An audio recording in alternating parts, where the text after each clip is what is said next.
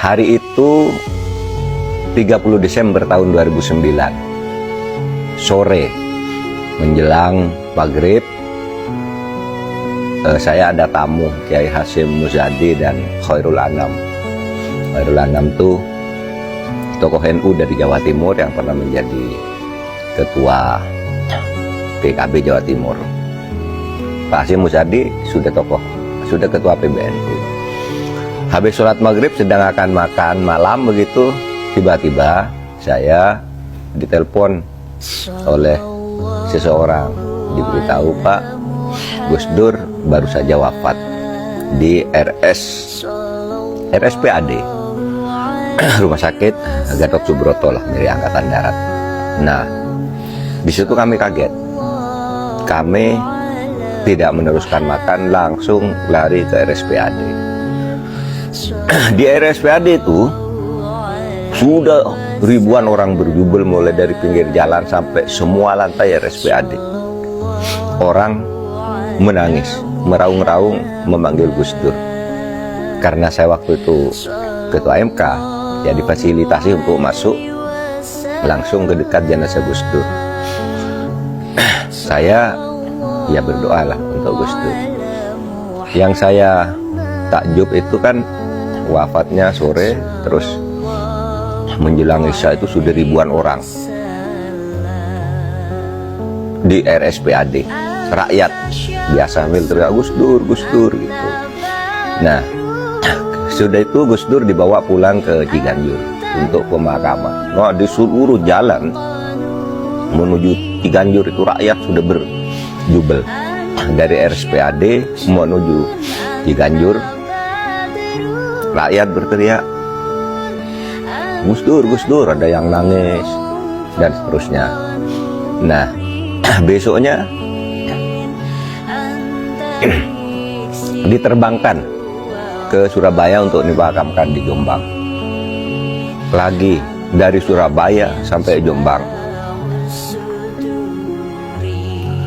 nampaknya anak-anak sekolah itu diliburkan.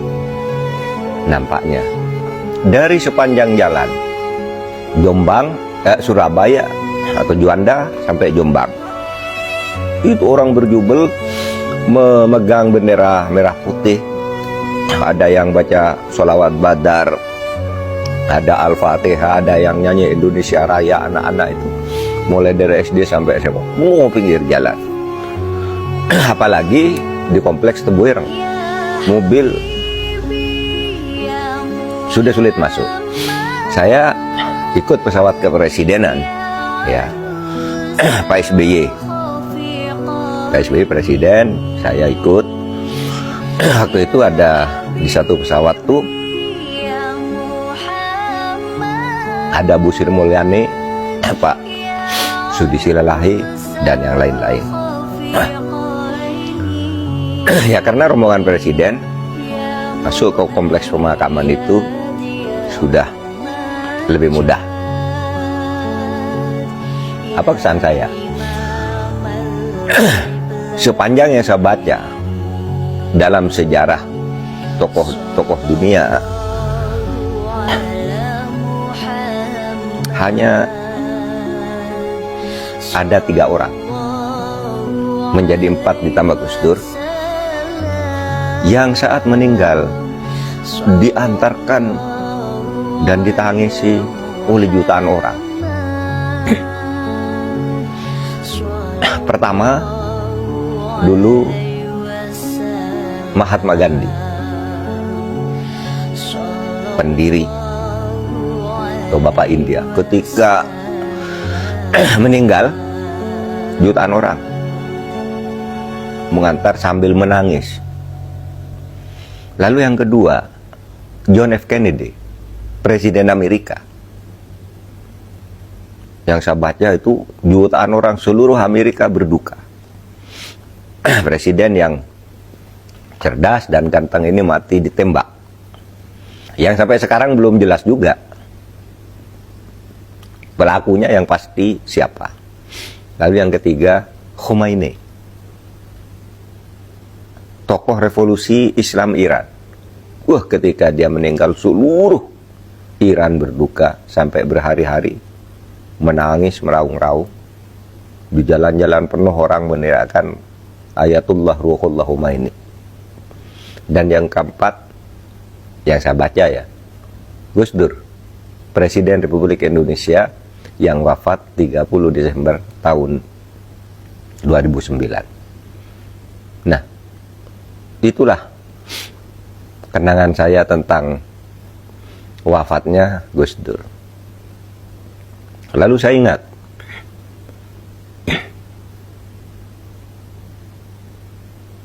ketika Gus Dur meminta saya menjadi Menteri Pertahanan. Saya sungguh tidak tahu bahwa Gus Dur mengenal saya dengan baik. Karena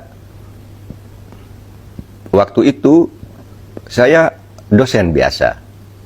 Dosen biasa di Universitas Islam Indonesia di Yogyakarta. Bukan orang yang terkenal, bukan orang politikus juga. Kok tiba-tiba Gus Dur memanggil saya dan meminta saya menjadi Menteri Pertahanan.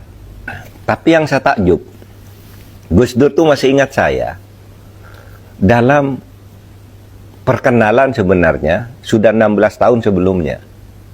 Tahun 83 akhir. Saya ngundang Gus Dur berceramah ke kampus UII Yogyakarta. Saya masih ingat topiknya tradisi keilmuan dalam Islam.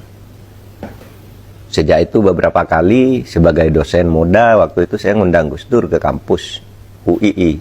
Nah, kalau Gus Dur ke Jogja itu saya yang jemput. Ya, dengan mobil-mobil sederhana lah waktu itu tahun 83. Saya ngajak makan di rumah makan Nyonya Suharti, di rumah makan kesukaannya itu rumah makan Mbok Sabar gitu. Nah, hanya itu perkenalan saya dengan Gus Dur. Tiba-tiba 16 atau 17 tahun kemudian, sesudah Gus Dur jadi presiden, saya dipanggil untuk jadi menteri. Saya kaget, kok masih ingat saya? Gus Dur kok tahu saya? Lah iya, dulu kan antum yang sering jemput saya kalau saya memberi kuliah umum di UI atau acara di Jogja gitu. Nah itulah, saya merasa bukan orang yang sangat dekat gitu, sehingga saya merasa kaget atas undangan Gus Dur untuk menjadi menteri. Ya kenal-kenal sih. Iya itu 17 tahun sebelumnya, tapi sesudah itu saya sering nulis di media massa, ya media massa nasional sampai lokal. Saya memang penulis di bidang hukum tata negara dan saya sering mengutip Gus Dur. Termasuk saya juga mengupas tentang rencana pelengseran Gus Dur melalui memorandum. Karena pernyataan Gus Dur untuk mencabut TAP MPRS tentang larangan PKI. Nah, saya nulis di koran itu. Materinya saya tidak setuju pencabutan TAP itu, tapi Gus Dur tidak bisa dijatuhkan hanya karena itu. Saya bilang, gila kita ini sebagai bangsa kalau hanya presiden menyatakan seperti itu, lalu mau dibuat memorandum karena sudah melanggar ideologi negara gitu. Nah, mungkin Gus Dur mengikuti diskusi-diskusi itu lalu ingat saya, anak kecil yang sering menjemput kalau Gus Dur ke Jogja dulu, sehingga saya diangkat menjadi menteri. Ya banyaklah cerita mengesankan tentang Gus Dur.